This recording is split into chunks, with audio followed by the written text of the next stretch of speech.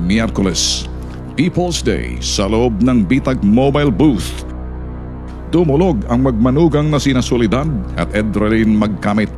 Ang kanilang hiling sa Bitag, tulungan silang ma-recover ang bangkay ng kaanak na inanod ng kasagsagan ng pananalasa ng habagat.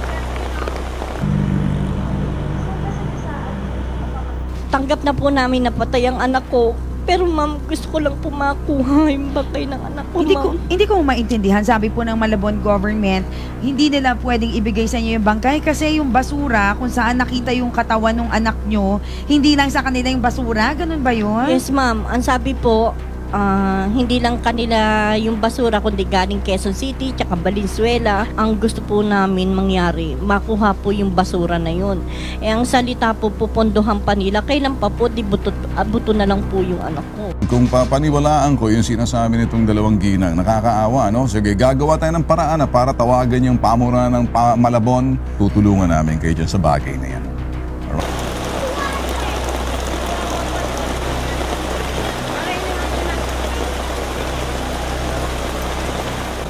8 ng Agosto, hinagupit ng habagat ang Metro Manila at ibang probinsya sa Northern Luzon.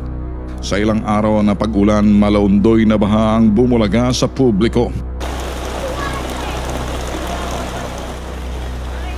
Sa paghagupit ng habagat, maraming buhay ang nasawi.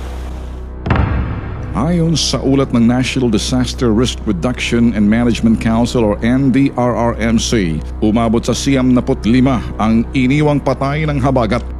Ang anak ni Aling Soledad na si Emmanuel kasama sa estatistikang ito. Inaayos ni Emmanuel ang kanilang bakura ng anurin ito ng rumaragasang baha. Inanod mula sa kanilang bahay sa Valenzuela hanggang Malabon. Anong nangyari sa kanya? Bakit na? Naglinis lang po sa likod ng bahay ng mama ko na may nila daw pong kahoy na out of balance kaya nahulog. Nang mahulog siya, ano nangyari? Inagos na po ng tubig, di po kasi marunong lumangoy yun. Isang balitang nakarating sa kanila, ang bangkay ng nawawalang si Emmanuel na halo umano sa tambak ng basura.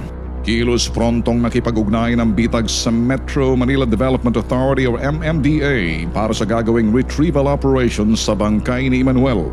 The reason may tumawag ako, Chairman, may lumapit sa amin kasing pamilya na naanod sa baha yung kanilang isang anak. Hindi daw makakilos yung syudad ng pamahalaan ng Malabon kasi basura rin. Basura, bangkay? Oo, hanggang ngayon, Chairman, nakakaawa naman. Ang sinasabi kasi ng pamahalaan ng Malabon, hindi lang daw kasi kanilang basura yun dahil may Quezon City, Valenzuela. So baka you can come in and help, Chairman. Tatawagan ko ngayon pero pwede niyo akong i-follow up dito sa number na ito, kay Mr. Edward Gonzalez. Ito po yung head ng rescue namin dito sa MMDA po. Itatawag ko sa kanya ngayon. Ine-expect ko rin na tawagan niyo rin siya para eksakto po yung location. Alright, sige. Maraming salamat, Chairman, ha? Maraming salamat po. Okay, Maraming bye-bye. salamat. Alright. Hello, Edward. Si Ben Tulfo sa Bitag sa T3 din. Lumapit ako sa MMDA. Baka may magawa kayo, pare. Retrieval man lang para mabigyan ng magandang paglibing man lang doon sa, sa biktima. Kawawa naman. Yes, sir. After biyahe na po kami, ambulance na po na po. Pero kung kailangan po sa rubber boat, sir, dadali ko na rin po yung rubber boat. Sige, paano ako ng mga cameraman ko roon para ma-cover namin, boss, ha? Public service lang, ha? Tulong, boss, ha? Thank you. Okay, sige, okay.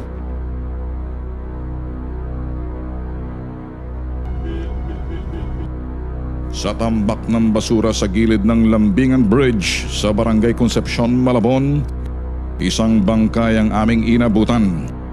Nakita na po nila yung isang around 18 years old na lalaki.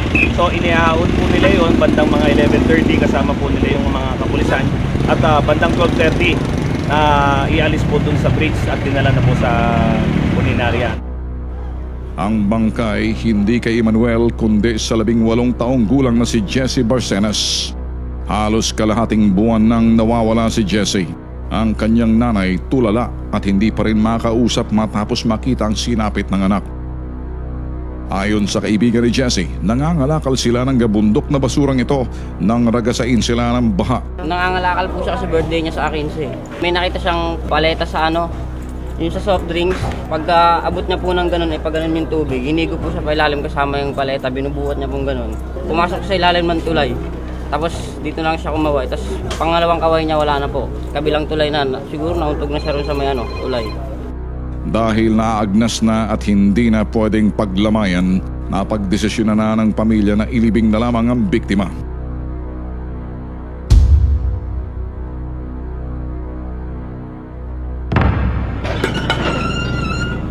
Sa tulong ng crane ng MMDA, sinimulan halukain ang bundok na basura at hanapin ang bangkay ng nawawalang si Emmanuel.